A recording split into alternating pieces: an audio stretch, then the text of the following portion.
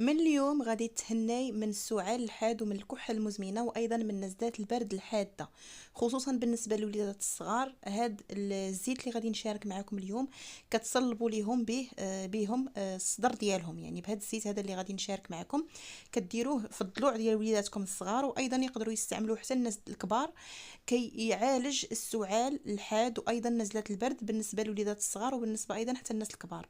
شاركت معكم واحد الوصفه طبيعيه كتقضي على السعال الحاد وايضا الكحه المزمنه ونزلات البرد الحاده.